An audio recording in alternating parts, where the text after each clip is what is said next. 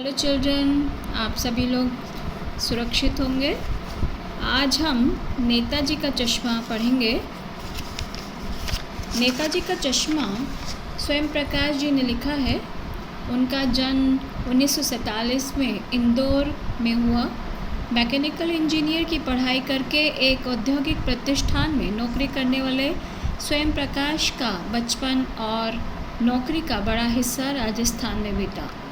8वें दशक में उभरे स्वयं प्रकाश आज समकालीन कहानी के महत्वपूर्ण हस्ताक्षर हैं। उनके 13 कहानी संग्रह प्रकाशित हो चुके हैं, जिनमें सूरज कब निकलेगा, आएंगे अच्छे दिन भी, आदमी जात का आदमी और संघान उल्लेखनीय हैं। उनके बीच में विनय और ईंधन उपन्यास चर्चित रहे हैं। उन्हें पहल सम्मान, बनमाली पुरस्कार, राजस्थान साहित्य अकादमी पुरस्कार आदि पुरस्कारों से पुरस्कृत किया जा चुका है।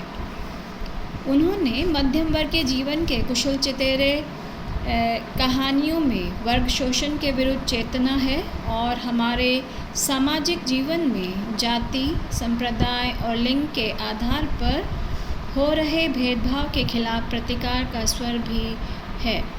रोचक किस्सा गोई शैली में लिखी गई उनकी कहानियाँ हिंदी की वाचिक परंपरा को समृद्ध करती है।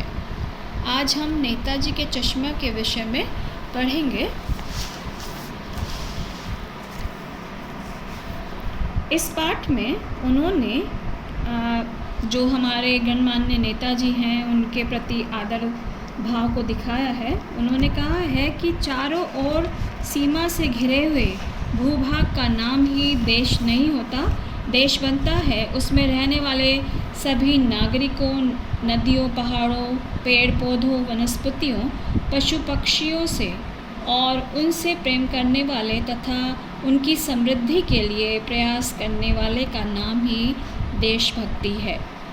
देश में रहने वाले प्रत्येक नागरिक की जिम्मेदारी बनती है कि वे अपने देश की भलाई के लिए अपना योगदान दे, इंसानियत के नाते एक दूसरे की भलाई करे, चाहे वह समाज सुधारक के रूप में हो, चिकित्सक के रूप में हो या अध्यापक के रूप में हो, सैनिक बनकर हो या सिपाही बनकर हो। हम सब नागरिक देश निर्माण में अपना अपना योगदान देते हैं।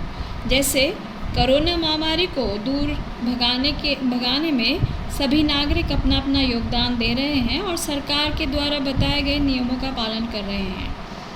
कहानी यह कहती है कि बड़े ही नहीं, बच्चे भी इस देशभक्ति में शामिल है। अब पाठ के विषय में हम पढ़ेंगे। इस पाठ में हालदार साहब को हर 15वें दिन कंपनी के काम के सिलसिले में इस कस्बे से गुजरना पड़ता था। कस्बा बड़ा नहीं था, वहाँ पर कुछ पक्के मकान, एक बाज़ार, 2 स्कूल, लड़के और लड़कियों का 2 स्कूल थे, एक सीमेंट का कारखाना था, 2 ओपन एयर सिनेमा घर और एक नगर पालिका थी। नगर पालिका कुछ न कुछ कार्य करती रहती थी। एक प्रशासनिक अधिकारी यानी गजेटेड ऑफिसर ने नेताजी की यानी सुभाष चंद्र बोस की मूर्ति लगवाई थी और मूर्ति का बनाने का अधिक बजट व समय लग रहा होगा, तो उन्होंने एक स्थानीय स्कूल के ड्राइंग मास्टर जी को मूर्ति बनाने का काम सौंप दिया।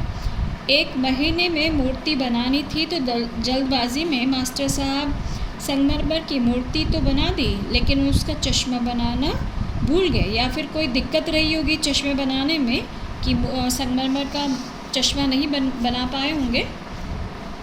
नेताजी की मूर्ति संगमरमर की थी। टोपी की नोक से कोट के दूसरे बटन तक उसकी लंबाई सिर्फ 2 फुट की थी, यानी छोटी सी मूर्ति थी। जब हालदार साहब वहाँ से गुजरे तो उन्होंने देखा कि मूर्ति संगमरमर की थी और चश्मा रियल का। उन्होंने मन में सोचा कि यह क्या खूब आइडिया है। वे जीप से आगे बढ़ते हुए यही सोचते हुए आगे बढ़ गए कि मूर्ति संगमरमर की है और उस पर चश्मा लगा हुआ सचमुच का है, यानी रियल का है। तो वो यही सी निष्कर्ष पर पहुँचे कि कस्बे के नागरिकों का यह प्रयास सराहनीय है।